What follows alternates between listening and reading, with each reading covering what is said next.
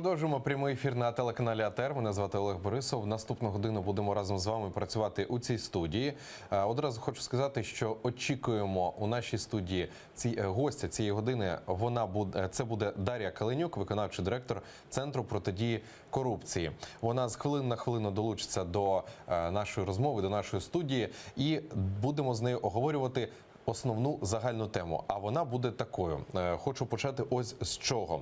Перший заступник голови Верховної Ради України Ірина Геращенко очікує, що законопроект по антикорупційному суду може бути проголосований у першому читанні до кінця нинішньої сесії в січні. Про це вона розповіла в ексклюзивному коментарі Укрінформу. Давайте послухаємо цитату. Є питання антикорупційного суду, і я думаю, ми встигнемо ще цієї сесії, вірогідніше за все в січні, в першому читанні проголосувати в парламенті і законопроект про антикорупційний суд, і про військовий суд, які мають бути негайно напрацьовані тими робочими групами, що пропонує створити президент.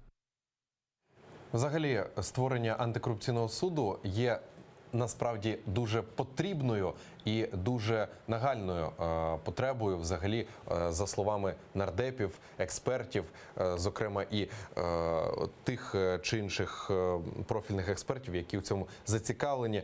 Дуже багато є суперечок стосовно того, чи потрібен цей суд, чи не потрібен. Я хочу коротко розповісти, що таке Вищий антикорупційний суд України. Це вищий спеціалізований суд, що утворюється відповідно до судової реформи 2016 року. Тобто головною концепцією є те, що цей суд є судом першої інстанції, що створюється з метою розгляду окремих категорій справ.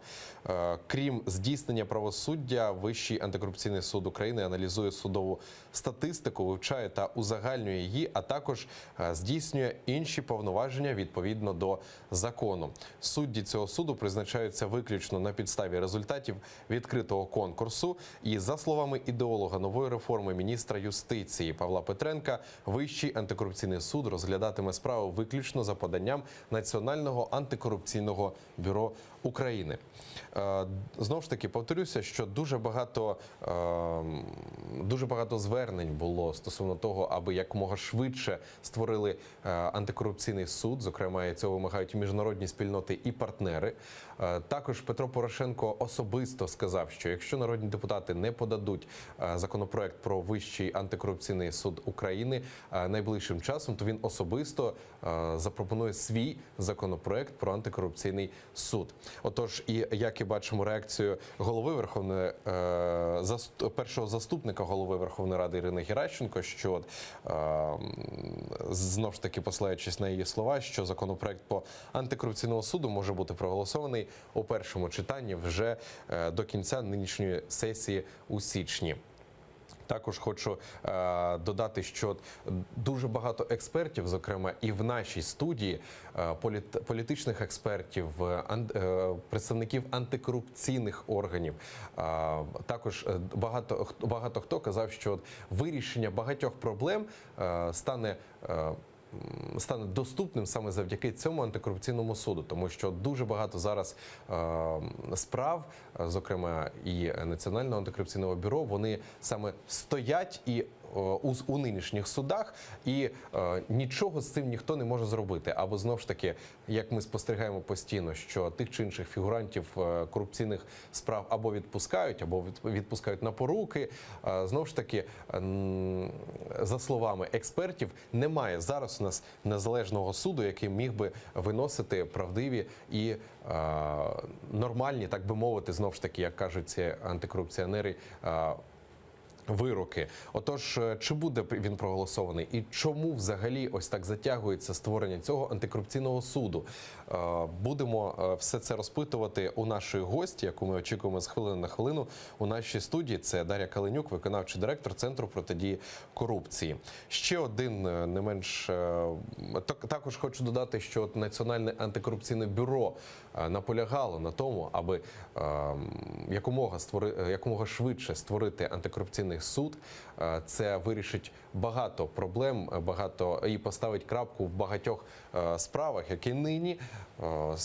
які нині залишаються у судді, і вони їх не розглядають.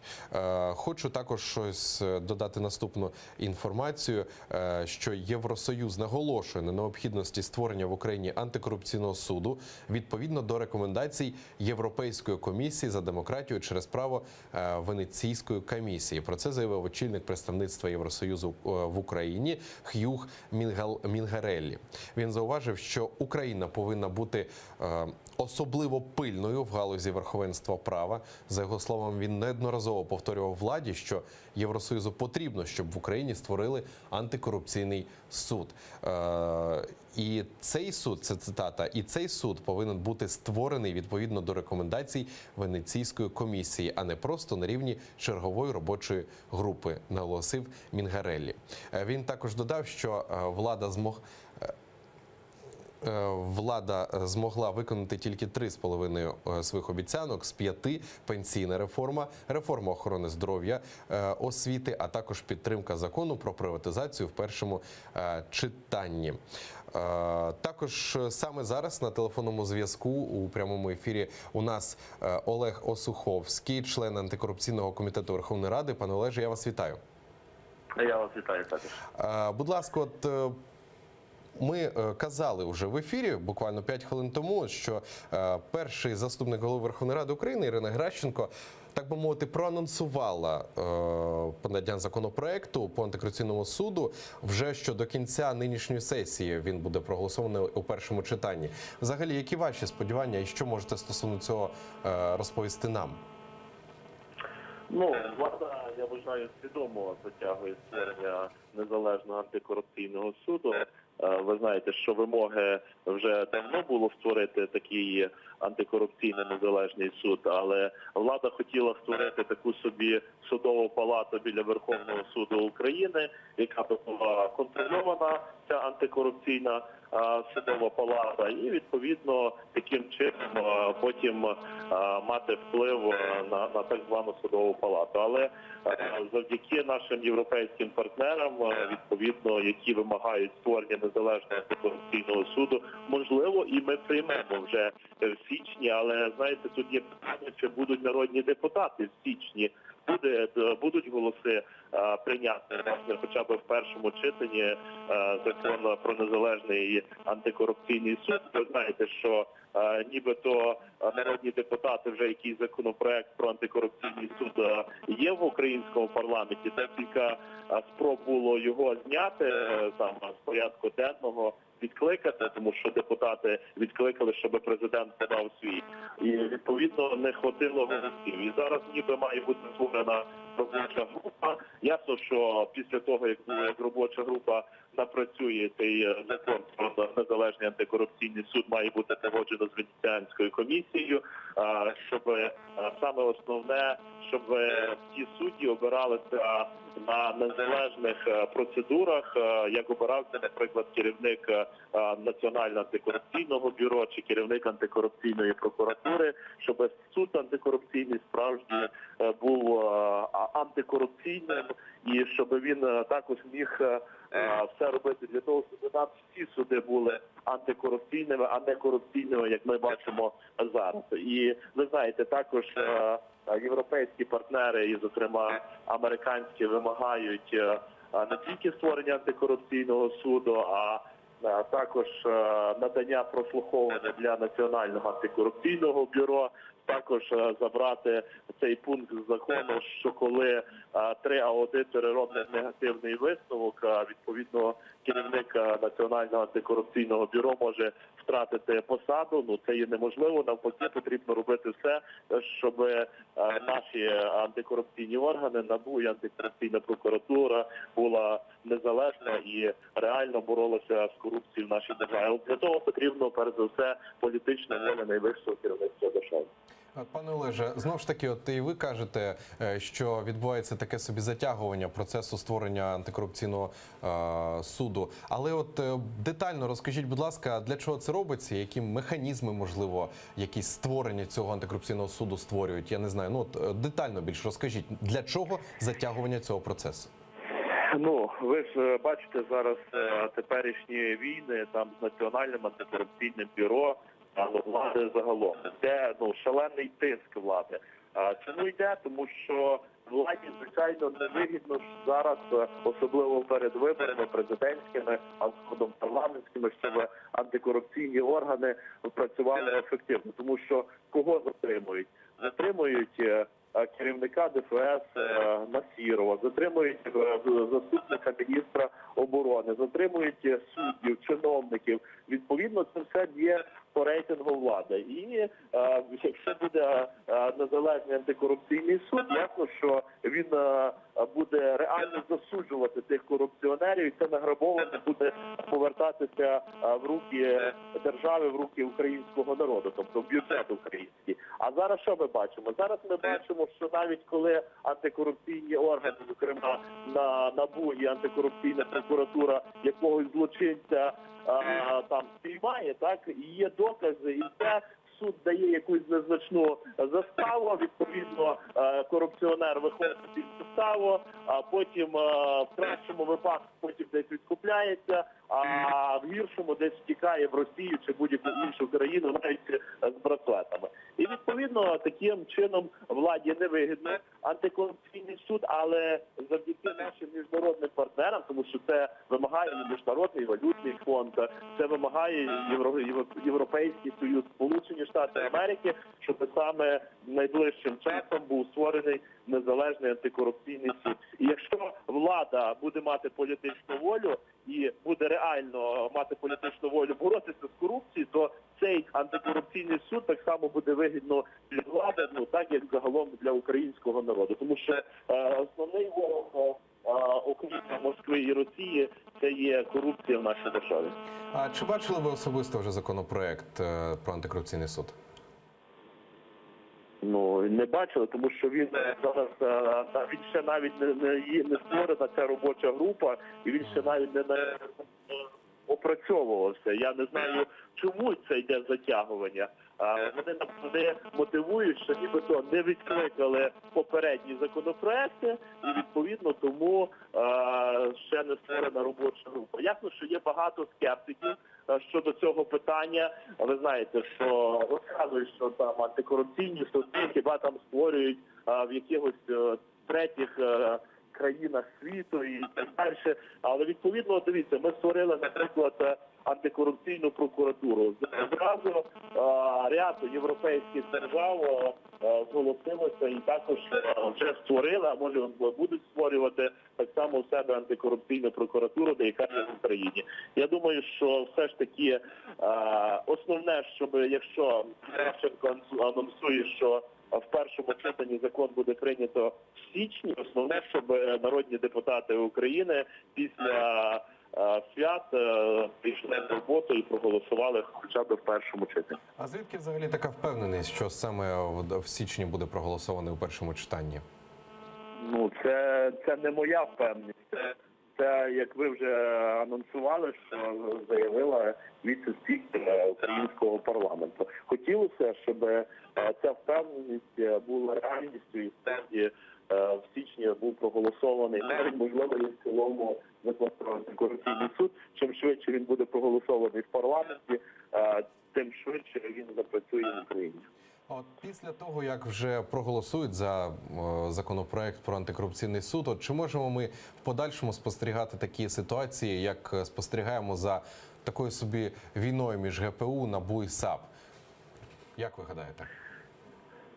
Ясно, що ці протистояння будуть і продовжуватися далі, але знову ж таки владі вони дуже невигідні, тому що, ви знаєте, зараз керівництво, зокрема, і НАБУ, і антикорупційної прокуратури відвідали, зокрема, Сполучені Штати Америки, і Держдеп, і ФБР, і, відповідно, пішла серйозна критика з боку і Америки, і з боку Європейського Союзу, щоб припинили нарешті тиск на українські антикорупційні органи, зокрема на НАБУ і антикорупційну прокуратуру. Зрештою, ми на вимоги Європейського Союзу проголосували 144 законопроекти. І, відповідно, ми отримали безвізовий режим, Ми підписали асоціацію з Європейським Союзом, і якщо ясно будуть нищитися антикорупційні органи, буде тиск, ми можемо, не дай Бог, втратити і безвізовий режим, і також асоціацію. Так що влада має задуматися, має припинити тиск, а навпаки, має бути політична воля і в найвищого керівництва держави, і в Генеральної прокуратури, і в Службі безпеки України, щоб спільно працювати і боротися з корупцією в Україні. Я вам дуже дякую за коментарі. Олег Осуховський, народний депутат України, був на прямому телефонному зв'язку з нашою студією. І вже у цій студії раді вітати нашу гостю цієї години. Це Дар'я Каленюк, виконавчий директор Центру протидії корупції. Я вас вітаю. Доброго дня. Дуже дякую, що долучились до нашого ефіру. Тож, спілкувалися щойно з народним депутатом стосовно законопроекту про антикорупційний суд. От Ірина Геращенко вже анонсувала, що у січні, у першому читанні, вже за нього проголосують. Які у вас сподівання стосовно законопроекту про антикорупційний суд? Це перше питання для початку. Перед тим, як щось проголосувати, потрібно зареєструвати в парламенті. І ми все ж чекаємо, коли з'явиться законодавча ініціатива від президента України. Тому що, незважаючи на те, що у нас зараз в парламенті є зареєстрованих 2 законопроекти про антикорупційний суд, Венеціанська комісія сказала, що радила би президенту подати свій законопроект, щоб уникнути будь-яких можливих аргументів про його неконституційність. І ось чомусь президент України постійно відкладає цей момент, коли він може представити свою концепцію, своє бачення антикорупційного суду. Остання його цитата була, що це було десь 5 днів тому. Він сказав, що через 10 днів, якщо парламент не погодиться на якийсь консенсус, якоїсь концепції, якогось антикорупційного суду, він подасть проект. Можливо, на наступному тижні він з'явиться. Будемо дивитися. Якщо з'явиться на наступному тижні, то цілком реалістично ще в грудні, тобто відразу на наступному тижні, проголосувати його в першому читанні. Чи врятує це якось ситуацію? Ми спостерігаємо зараз зі звичайними судами. Дуже багато справ, умовно кажучи, не доходять або доходять і вироки взагалі не ті, про які сподівалися. Чи врятує взагалі ситуацію антикорупційний суд? Створення антикорупційного суду з прозорою, незалежною процедурою добору антикорупційних суддів. Я переконана, що це ключ до ефективності антикорупційного суду, коли іноземці і люди, рекомендовані міжнародними партнерами, будуть обирати суддів. От лише створення цього суду нам забезпечить наявність обґрунтованих і справедливих вироків. Це можуть бути і виправдальні вироки, це можуть бути обвинувальні вироки у справах стосовно топ-корупції, які розслідує Національне антикорупційне бюро. Ми зараз моніторимо дуже уважно, команда нашої організації, Центр протидії корупції, ми моніторимо дуже уважно, що відбувається зі справами НАБУ, які в судах. Тобто, коли вже слідство завершено, докази зібрані і прокурор відстоює обвинувачення. Так ось, провадження стосовно Костянтина Кулика. Це унікальна кримінальна справа проти одного військового прокурора, досить високу він посаду має в Генеральній прокуратурі, якого обвинувачують в незаконному збагаченні. Справа вже більше року в суді. Справу розглядає суд раз на 3 місяці і виділяє на розгляд 1,5 години. Цю справу потрібно слухати щодня цілий день. Якщо так і далі суд буде слухати цю справу, то ми наступні 100 років будемо розглядати, і через 100 років, можливо, буде якийсь вирок. Справа стосовно судді Бурана. Можливо, пригадаєте, був такий яскравий кейс, де суддя на Миколаївщині, здається, стріляв детективів НАБУ, які хотіли суддю впіймати на хабарі. Власне, спіймали. Ось. По цій справі також вже близько року справа в суді, докази зібрані.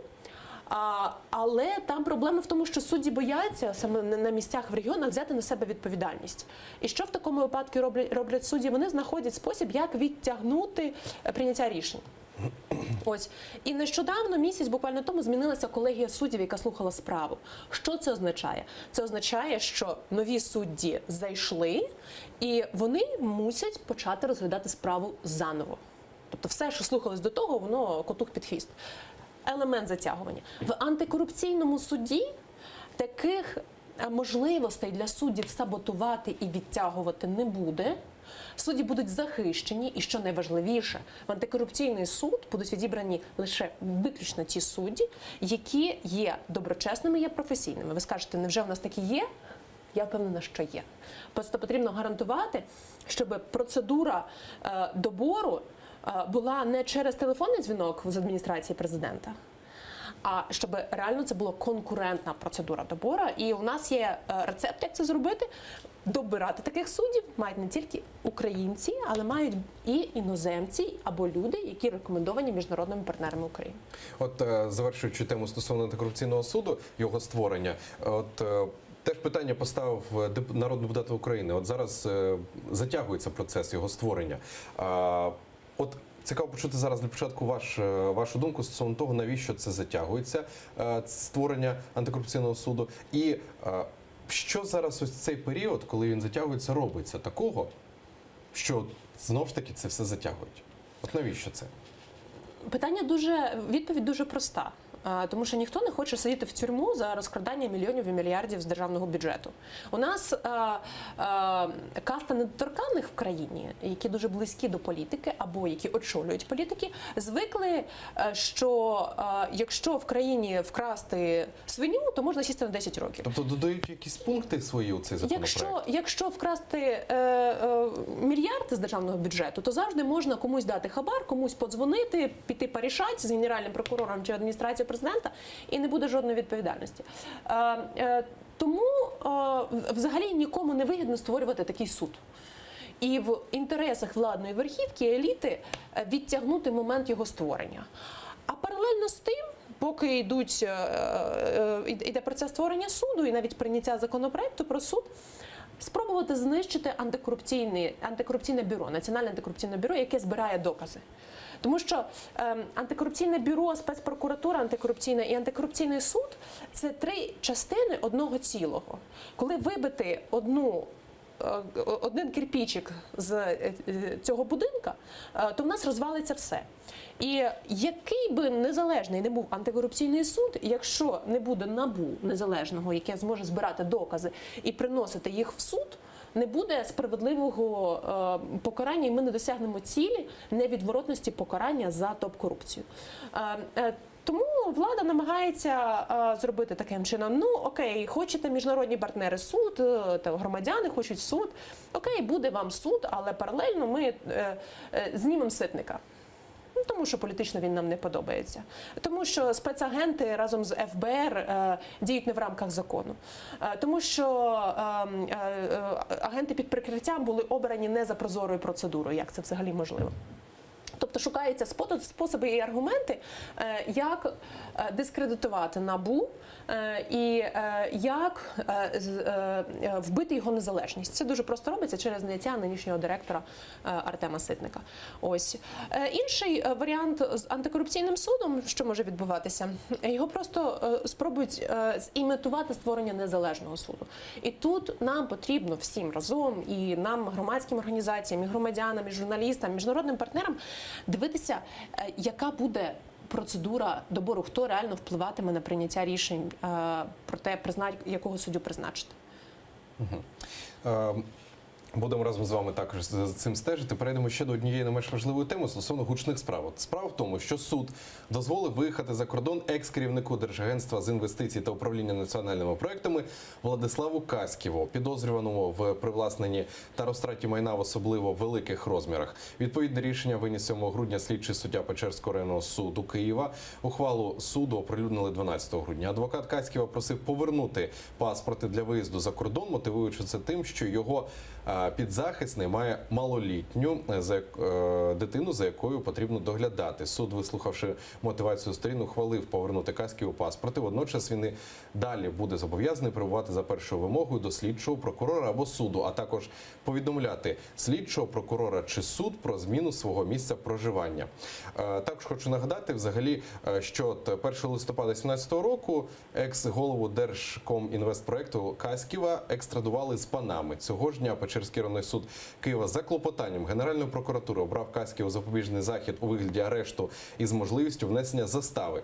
Його звільнили з зали суду впродовж 5 днів. Каськів мав сплатити 160 тисяч гривень. Цю суму він вніс юрист Віктор Єрмолаєв. При цьому, що ще до рішення суду Каськів повернув державі майже 7,5 мільйонів збитків. Про таку от справу стосовно Владислава Каськіва, що хотів вас розпитати. інколи спостерігаємо таку ситуацію, що як ви казали, да, вкрав свиню, да, або ще щось. І от в такому випадку комусь там 600 тисяч гривень заставу пропонують, а тут 160 тисяч гривень. Так от як взагалі от це пояснити? І потім перейдемо вже до інших питань стосовно Каськіна і стосовно цих гучних справ. Ну, по-перше, для Каськова, що 130 тисяч, що 600 тисяч гривень, для нього це без різниці, це все одно копійки в порівнянні з тими схемами, на яких він заробляв і допомагав заробляти соратникам Януковича. Тут питання в тому, який злочин йому інкримінується. З усієї публічно доступної інформації про зловживання на посаді Каськіва можна назбирати епізоди вартістю на мільярди, не те що гривень, а доларів, які за допомогою дії Каськова були витягнуті з державного бюджету.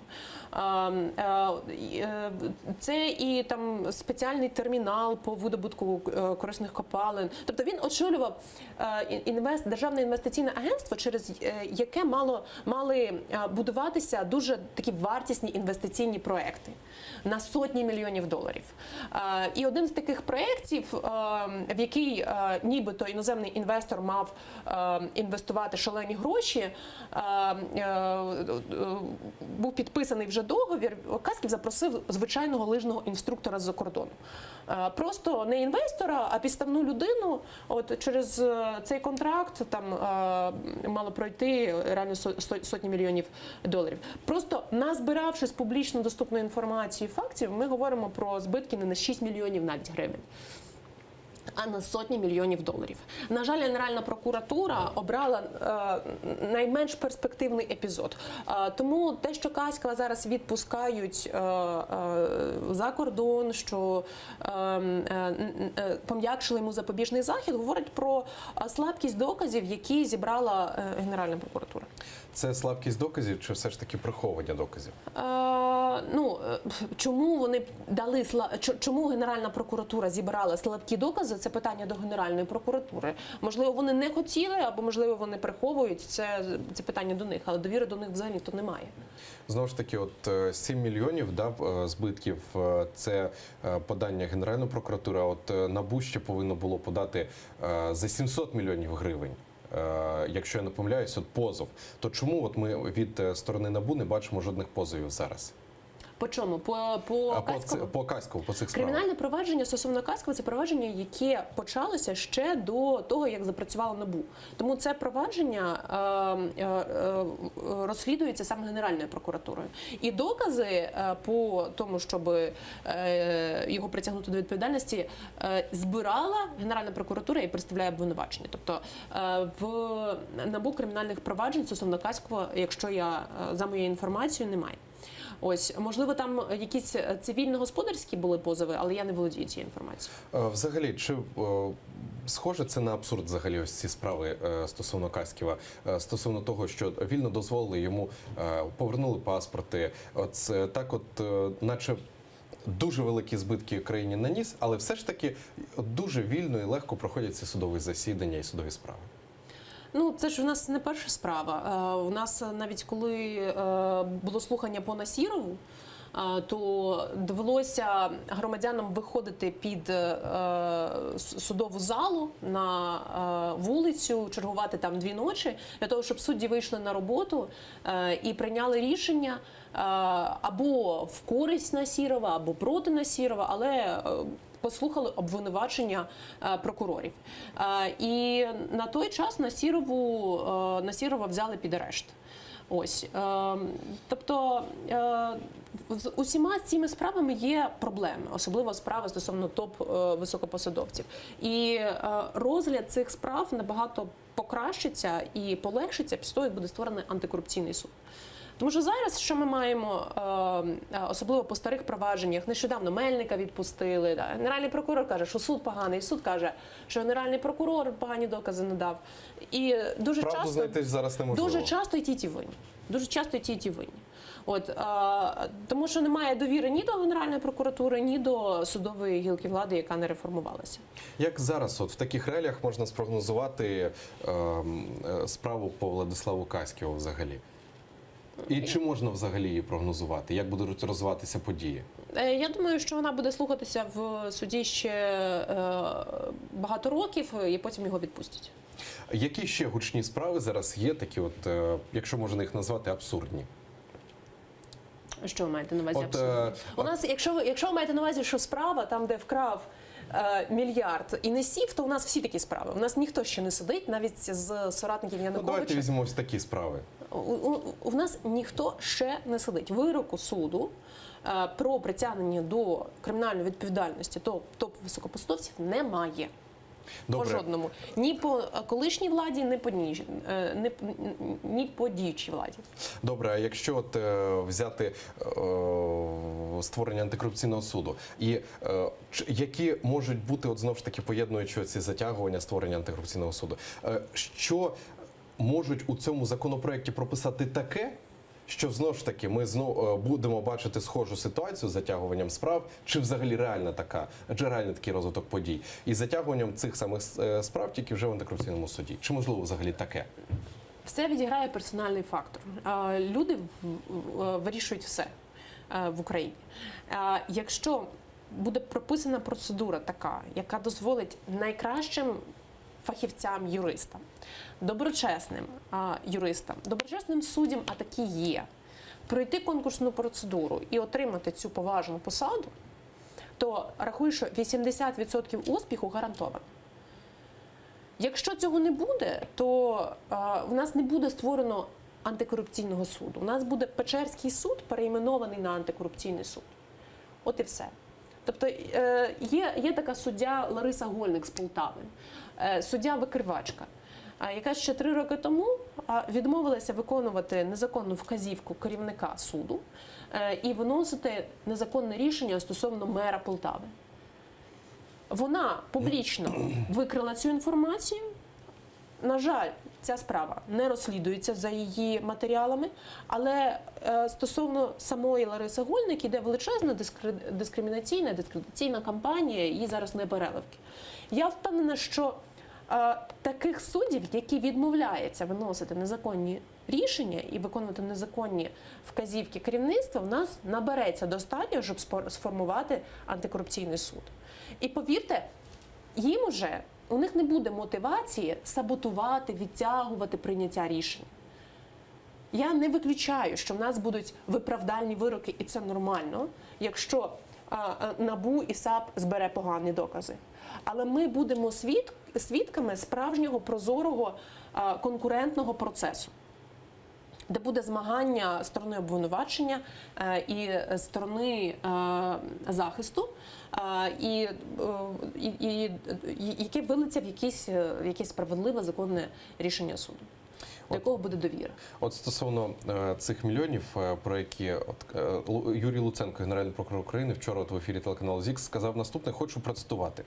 Справа Каськіва, яка була витребувана НАБУ від нас на загальну суму ймовірних збитків понад 700 мільйонів гривень, і з того часу далі знаходиться в НАБУ без оголошення підозри. У нас є маленький уламок цієї справи на 7,5 мільйонів гривень. Ми довели її до кінця, пред'явили підозру, провели екстрадицію, доставили пана Каськіва сюди, і він має перспективу найближчий час постати перед судом. На жаль, якщо НАБУ не пред'явить йому додатковий епізод на 700 мільйонів гривень, він має всі можливості отримати умовний термін покарання. Про це сказав Луценко. От як ви це можете прокоментувати? Мені це дуже нагадує його коментар у справі стосовно Миколи Злочевського. Розслідує Генеральна прокуратура незаконне збагачення по Злочевському. Йому було оголошено про підозру ще в 2014 році. В 2014 році Злочевського було заарештовано 23 мільйони доларів на рахунках в Британії британськими правоохоронцями. Британські правоохоронці просили в Генеральній прокуратурі: дайте нам, будь ласка, докази злочинності походження цих коштів. Ми готові провести разом з вами спільне розслідування. Докази не були надані. Генеральна прокуратура видала довідку адвокату Злочевського в тому, що жодних підозр в прокуратурі до Злочевського немає. Прийшов Юрій Віталійович до влади, став генеральним прокурором, він взагалі цю справу закрив. Причому закрив і подав це суспільству як величезну перемогу. Тому що компанія Злочевського, одна з багатьох компаній, Злочевського є величезний бізнес, він видобуває газ в Україні. І він видав ліцензії своїм же ж компаніям, коли був міністром. Так ось одна з його компаній в Україні заплатила там кілька мільйонів гривень, що для компанії Злочевського є дріб'язок. Це набагато було менше, ніж 23 мільйони доларів, які ми втратили можливість повернути з Великобританії. І далі Юрій Віталійович іде до медіа і говорить, ми успішно розслідували справу Злочевського, компанія заплатила штраф. А от НАБУ у нас витрубило елемент справи і навіть підозри ще не оголосило. По Злочевському всі кримінальні провадження, всі питання до НАБУ. Але перепрошую, саме Юрій Віталійович кримінальне провадження закрив по Злочевському. У мене дуже схожа ситуація з Каськовим, нагадує от ситуацію зі Злочевським. Коли Генеральна прокуратура особливо не напрягається, обирає малесенький епізод із тих епізодів, які можна було б довести до суду, і інколи мені здається, що вони завідомо обирають епізод, який приведе їх до фіаско. Але ж зараз ми не спостерігаємо таких, умовно кажучи, грандіозних завершень справ від НАБУ. Як от взагалі можна... Справа Насірова – це не завершення справи? Ну от... А вона зараз чим саме от справа Насірова завершилася? Зараз вона в суді. Тобто НАБУ збирає докази і передає в суд. Насіров ознайомлювався з матеріалами свого кримінального провадження і зараз справа в суді. Стосовно Онищенка, справа, от було клопотання про початок заочного судового провадження стосовно Онищенка, тому що він не в Україні. Я нагадаю, чому він не в Україні, тому що Верховна Рада вчасно не дала дозвіл на арешт народного депутата Онищенка. І він втік. Ось. Ті дві справи, які назвала, справа стосовно Кулика, Костянтин Кулик. Йому висунуто обвинувачення рік тому, більше ніж рік тому, ще в жовтні 2016 року. За час слухання справи в суді, коли Кулик має статус обвинувачуваного, він поновився на посаді в Генеральній прокуратурі, він отримав підвищення, під нього створили окремий слідчий департамент в міжнародному департаменті Генеральної прокуратури, він отримав нагороду від президента України, він стоїть за дуже сумнівними справами стосовно Саакашвілі, він стоїть стосовно дуже сумнівній конфіскації $1,5 мільярда. Тобто руками Кулика, над яким зараз висить кримінальне провадження в НАБУ, і по якому слухається зараз справа в суді, Генеральна прокуратура робить дуже брудні справи. 30 30 секунд лишається буквально до кінця ефіру. Що робити з такими справами? От в наших реаліях, от те, що ви вище сказали. Справами НАБУ? Так. Ретельно треба слідкувати за ними, що за ними відбувається в судах. Ось. І зробити все можливе, щоб у нас був створений антикорупційний суд. Впливати зараз, от окрім антикорупційного суду, більше ніяк не можемо. Вірно я розумію? Люди можуть впливати. І минулої суботи ми робили автопробіг до будинку генерального прокурора Луценка. Саме як протест проти його спроб знищити НАБУ, він розсекретив персональні дані спецагентів НАБУ і таким чином покрив корупціонерів, які потенційно НАБУ могло викрити своїми діями. Ось ми завезли разом з сотнями громадян України ковдру як символ того, що у нас Генеральний прокурор покриває корупцію.